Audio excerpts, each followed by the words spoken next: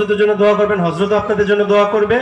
সেই লক্ষ্যে এখন আমাদের সামনে খুবই সংক্ষিপ্ত আকারে একটু বয়ান পেশ করবেন অত্র মসজিদের একদম প্রথম ইমাম, যার কষ্ট, যার ঘাম এখনো মসজিদের দেয়ালে দেখা যাবে। তিনি আর কেউ নন, তিনি হচ্ছেন হাফেজ মাওলানা এনামুল হাসান সাহেব।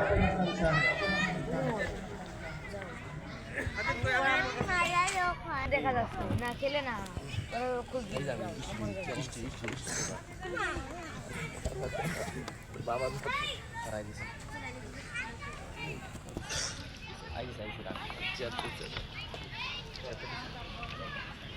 আব্দুল্লাহ কইছে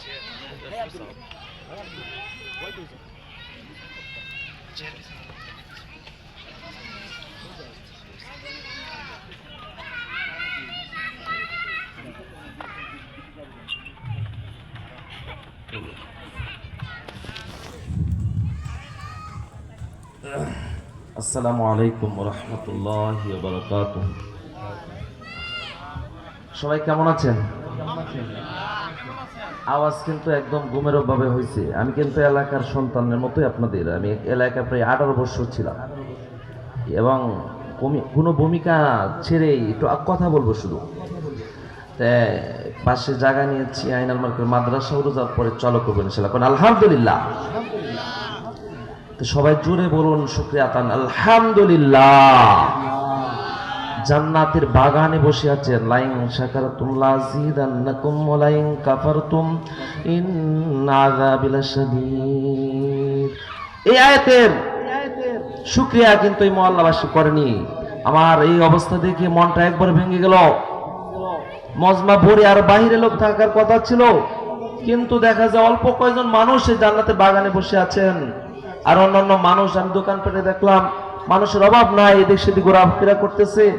দুঃখের বিষয়, এই আয়াতে আল্লাহ তাআলা বলতেছেন, বান্দা তোমাকে যখন আমি নিয়ামত দান করলাম, তুমি যখন নিয়ামতের শুকরিয়া আদায় করবা, নিয়ামত তোমাকে আমি বাড়াই দেবো। সুবহানাল্লাহ, সুবহানাল্লাহ। আবার যদি তুমি নিয়ামতের শুকরিয়া আদায় না করো, নিয়ামত তোমাদের কাছ থেকে ছিনিয়ে নিব। ছিনিয়ে নিয়ে ক্ষান্ত হবেন না, কঠিন আযাবে গ্রেফতার করবে ভাই। এই জন্য যারা আমার আওয়াজ শুনতেছেন, আমি আপনাদের সন্তানের মতো এই মসজিদে প্রায় 1-1.5 বছর ছিলাম। শুরু থেকে মাটিও কেটেছি, আলহামদুলিল্লাহ আমার সৌভাগ্য, আমি কাটতে পারছি। বাবা বলতেন বানাল্লাহি মসজিদান বানাল্লাহি জান্নাতান, যে একটা দুনিয়াতে মসজিদে বানায় আল্লাহ তাআলা করেছেন। এলাকা মহল্লাবাসীরা অনেক পরিশ্রমী, অনেক ভালো মনের, তারা সহযোগিতা করার কারণে এত তাড়াতাড়ি হয়ে গেছে আলহামদুলিল্লাহ। যে একটা দুনিয়াতে মসজিদ মাদ্রাসা বানায়, আল্লাহ তাআলা একটা জান্নাতে বালাখানা বানায় দেন। সুবহানাল্লাহ। একটা মসজিদ, পাশে আরেকটা জান্নাতের বাগান, নবীর দিন এরকম তালবে আলেমরা এরকম আলেম হবে। হ্যাঁ, নবীর ঘর মাদ্রাসা হয়েছে, এখানে একটা জান্নাতের মজমা চলতেছে, অথচ দোকানে বাড়িতে আপনারা বসে বসে শুনতেছেন। বাড়িতে ঘরে দোকানে শুনলে কি এই ফায়দা পাবেন? কখনো পাবেন না। এর মনের দুঃখ থেকে বলতেছি, আমার খুবই খারাপ লাগতেছে। যারা আমার আওয়াজটা শুনতেছেন সকলকে আমি বিনীত অনুরোধ করে বলবো, আপনারা এই নিয়ামতের শুকরিয়া আদায় করেন, এই আয়াতের শুকরিয়া আদায় করেন। আল্লাহ তাআলা নিয়ামত বাড়ায় দিবেন।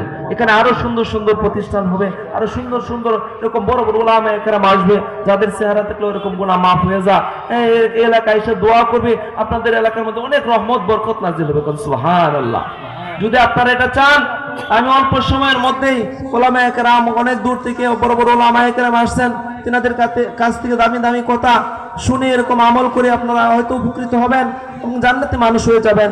এই জন্য সকলকে বিনীত অনুরোধ করে বলছি, আপনাদের সন্তান, আপনাদের ভাই এরকম দরদ নিয়া আপনারা যারা আমার আওয়াজ শুনতেছেন সকলেই আইসা 1-2 ঘন্টা এরকম মজমায় বসে মজমার সৌন্দর্য রক্ষা করবেন ইনশাআল্লাহ। ওমা খালাকতুল জিন্না ওয়াল ইনসা ইল্লা লিয়াবুদুন। আল্লাহ তাআলা আর এক আয়াতে বলতেছেন, আমি জিন এবং মানুষ জাতিকে সৃষ্টি করেছি শুধু তারা আমার ইবাদত করবে। সুবহানাল্লাহ। হ্যাঁ, আরাম এসে ওয়াজ মাহফিল হচ্ছে, আরাম এসে শুয়ে থাকবেন, এটা হক আছে না? আল্লাহ তাআলা আপনাকে সৃষ্টি করেছেন তার গোলামি করার জন্য, তার ইবাদত করার জন্য। ইচ্ছা করলে তো গরু ছাগল বানাইতে পারতেন না? তাহলে আজকে আমাদের মাঝে এত সুন্দর একটা, এত কষ্ট করে একটা আয়োজন একদিনে হয়ে যায় না? হয় 15-20 দিন পরে হুজুররা যারা ইন্তজাম কমিটিতে আছেন ওনারা কষ্ট করে কত ভাবে প্রোগ্রামটা সাজিয়েছেন। এই মহল্লাবাসী সকলের এরকম হক না? সুন্দর করে তোলার জন্য, সুন্দর করে আইসা এরকম শোনার জন্য সকলের হক না।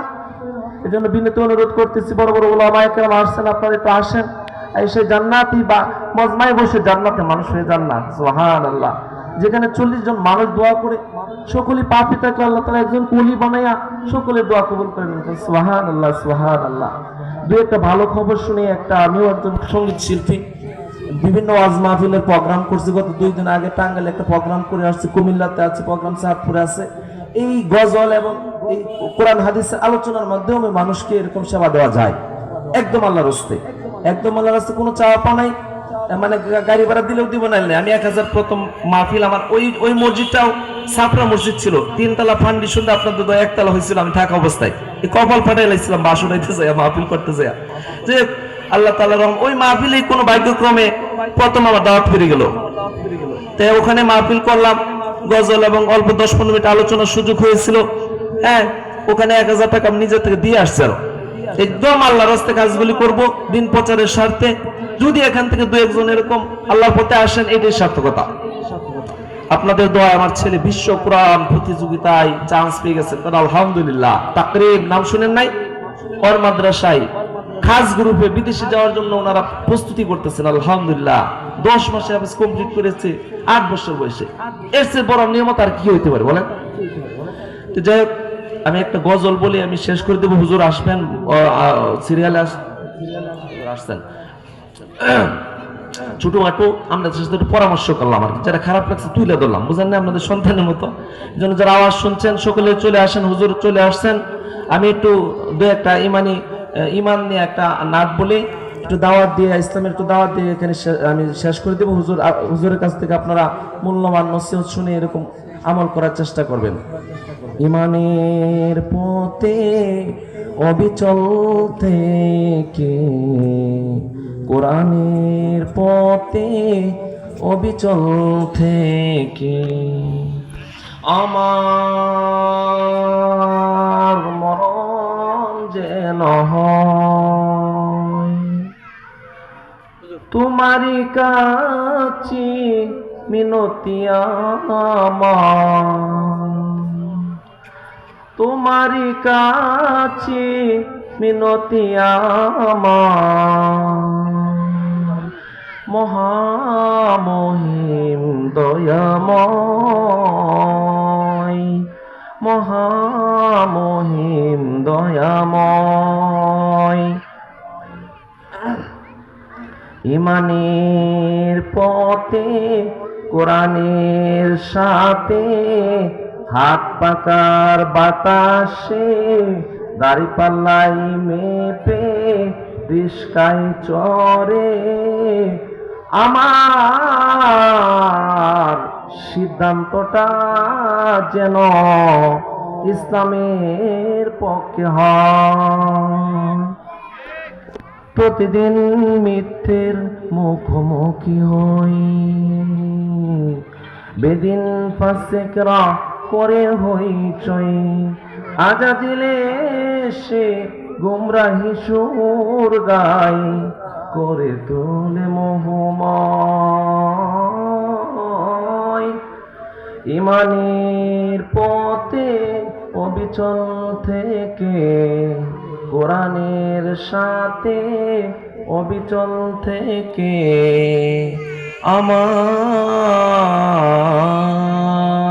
মরণ যেন হয় আধারে দুর্গম আঁকা বাঁকা পথ, ভ্রান্তিতে পূর্ণ যত মতামত,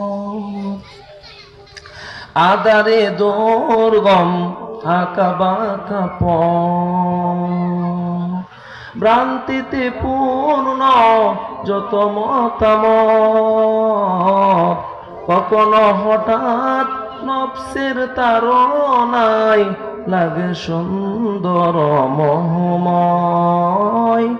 ইমানের পথে কোরআনের সাথে, হাত পাকার বাতাসে দাড়ি পাল্লায় ওজন মেপে রিস্কায় চড়ে, ইসলামের পক্ষে আমার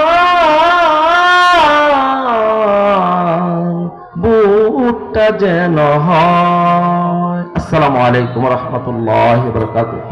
মাশাআল্লাহ, খুবই গুরুত্বপূর্ণ আলোচনা শুনেছি। সম্মানিত উপস্থিতি, এই মুহূর্তে